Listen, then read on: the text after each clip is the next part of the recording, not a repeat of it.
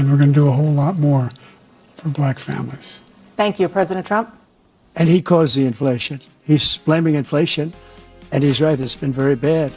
He caused the inflation, and it's killing black families and Hispanic families and just about everybody. Inflation, inflation, inflation. We talk about it every day. We talk about it because we feel it every day. And as we see in the ongoing political debate right now, it seems like there's two stories. One side says, oh, inflation, it was there for a little while, but it's gone now. And the other side is, wait a second, inflation hasn't gone anywhere. I feel it. Every time I go to the store, every time I got to pay my bills, inflation's still there. Well, whether it's there or not, and whether you're still feeling it, a bigger question is, where does it even come from? I don't think any of the politicians making decisions right now even get that. Well, let's talk about the origins of inflation, what we can do to fix it, and what's making it even worse with our friend Richard Hunt. He's the executive chairman over at Electronic Payments Coalition, and he joins us now. Richard, always good to talk to you. Thanks for being here. Yeah, Larry, good day to you and all your great listeners. Seems to me that, everyone said, well, inflation is just that everything costs more, but it's not just that, because things don't cost more because of market demands.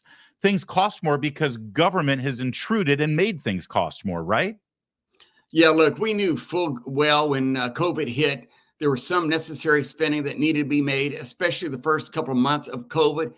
Then it got wild and crazy under the Biden administration, especially the last two vehicles that passed the United States Congress that I think were just totally unnecessary. Look, even Larry Summers many months ago said this was a certainty that was going to happen. It was going to be a foregone conclusion. And while it was great for people to get thousands and thousands of dollars in their mailbox for relief, COVID relief, they went too far. And we knew there would be a day to pay the piper. Look, when Americans have to think twice about going to McDonald's in order to be able to afford a Happy Meal or a Big Mac, you know something is wrong. My Chipotle order used to be $16. Larry, the same order now is over $20. I go to Five Guys quite a bit because I love my double bacon cheeseburgers. I don't even get the French fries. A burger and a drink is over $20. Now, you saw what happened in California, where the state government said every restaurant worker must be paid $20. Larry, you know what happened then, right? You had massive layoffs in California. So here's the United States government. Here are the states' governments putting too much money, trying to dictate and control how Americans spend their money. And this is what happens. They just went overboard. Yeah. Well, and for the last 2 years now, we've seen the Biden administration, along with people in Congress, say, oh, okay, well, let's get together and fix inflation. But then, of course, what they do is they pass more rules and more regulations and more things that just add on to the cost of doing business. It has the opposite effect. Yeah. And look, this is an odometer on inflation, not a speedometer. Restaurant owners are not going to roll back their prices. The other day I did a carryout and they charged me a service fee for carryout, yet they're making money in restaurants for carryout. So this is going to be a long time before we see prices reduce. You can't just unwind and go back to the future, if you will. I think we're in the world of hurt for a while. Well, and Richard, this is what frustrates people because, when things are working in the market, when actually free market demands are making things more affordable and more efficient, the government messes with that too, which brings us to, a favorite topic that we like to talk about, and that is this Durbin-Marshall credit card bill, where they claim they're trying to make things more affordable for the consumer, but actually they're going to end up hurting us even more. Yeah, look, there's no doubt about it. Whenever Washington politicians get together in a backdoor room, they think they can figure out all the solutions for the private sector in this country. And a lot of the members of Congress have never even run a business. They get their money given to them each year by the public, and they spend as they so desire. And yes, here we are, Dick Durbin out of Illinois and his buddy Roger Marshall out of Kansas, trying to tell American companies how much they can charge for their product, all on behalf of the big mega store retailers. We know what happens when Washington, D.C. gets involved. And look, with high inflationary costs, the last thing you need to be doing is taking away miles that people use to travel to Oklahoma, to travel to California for an emergency funeral. And 70% of all cardholders are low to moderate income individuals, Larry. And you know what they want more than anything else? Not the miles. They want the cash back. Yeah. So here they are supplementing their monthly income. And here are politicians in Washington through the Durbin-Marshall bill trying to change the way America's credit card system works. We have the best Visa and MasterCard rail system in the world. We're the envy of the world. And here they are trying to change the way credit cards are processed, all on behalf of the big mega corporate stores of America. Richard, I got to ask you to pump the brakes on that one data point because that's astounding here. And again, this is at a time when businesses, especially small businesses, really need to encourage consumers to go out and keep spending because of inflation and because of all the problems. Here you've got something working with these cashback and various rewards. And did you just say 70% of those who are benefiting, 70% of low and moderate income people are the ones who are benefiting from that cashback? Why would you want to mess with that?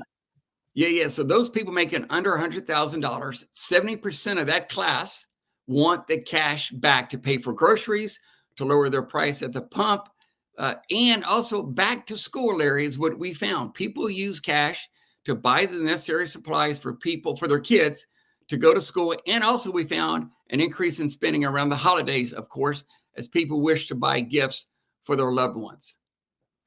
So let's get to the airline aspect of this too, because again, as things get more expensive, especially fuel, and we know how much energy costs are, jet fuel, I've noticed because I travel a lot and I've got a big family, those airline tickets cost more and more and more. Do you have any data with regard to how Americans utilize these airline rewards that they get off their credit cards? I know I'm one of them. Yeah, sure. Look, Larry, this society in America loves their reward points.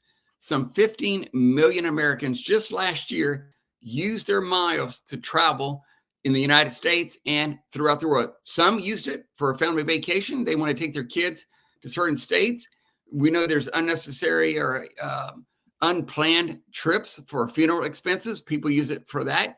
This has a real impact on many states. For instance, in Florida, some 2 million travelers going in and out of Florida using reward points. And it's not just Orlando. It's also Sarasota, St. Petersburg, Fort Myers as well. And then also in Nevada. I know people like to go to Las Vegas, and that's one of my favorite cities in the country, but also Reno, Nevada. These second-tier cities, if you will, outside the capitals and the premier cities.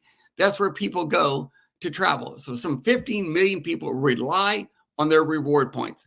America loves their rewards. It drives loyalty to the various merchants, to the hotels, to the rent-a-cars. So, Richard, the argument there, I think, from these big stores that are pushing this thing in the Senate is that, oh, hey, if we can reduce the cost of credit card transactions, we'll pass it on to the consumer. That'll end up lowering costs. I've heard them make that case. I've heard some of the politicians making that case. But I mean, I've been looking into this, and it seems like this is actually going to have the opposite effect. I mean, are there any savings to be found here by forcing these electronic payments in the way that the government wants it forced? Yeah, so you have to remember back in 2010, Durbin changed the way merchants were reimbursed as well. And he said then that the merchants would reimburse the consumer in the form of lower prices when they changed the interchange rate on debit cards. Now, you remember, Larry, at one time, people used to get miles off of debit cards. So the merchants had the opportunity to pass on the savings back to the merchants. But guess what? According to the Federal Reserve Board out of Richmond, there were zero savings passed back to the consumer. So now they're back with credit cards trying to reduce the amount banks can receive in order to give you reward points.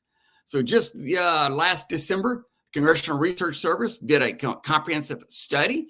Remember, this is an independent body, Larry, and they said there is no credible evidence that the merchants would return the money in the form of lower savings to the consumer. Look, this is just a huge bailout for Home Depot and Walmart and Amazon of the world. Look, the Home Depot CFO said on an earnings call, they made some $13 million just on the savings of interchange. Didn't even hide the fact they did not return the money back to the consumer. So look, when Washington, D.C. and big mega stores tell you this is a great deal for the consumer, run for the hills. Yeah, and those stores have one other thing in common. They always try to find a way to squeeze the small business owner, the mom and pop shop, the stores on Main Street, and we can't afford that anymore. Not in this economy, not the way things are. Richard, thank you for shedding light on this and sort of helping to explain how these additional regulations and these rules and these hoops that people have to jump through. That's what adds to the cost of things. That's what adds to the inflation. As Ronald Reagan once said famously, the most terrifying words you're going to hear is, "I'm from the federal government and I'm here to help." Thanks, Richard. Never works out. It's never worked out and never will. Thank you, Larry.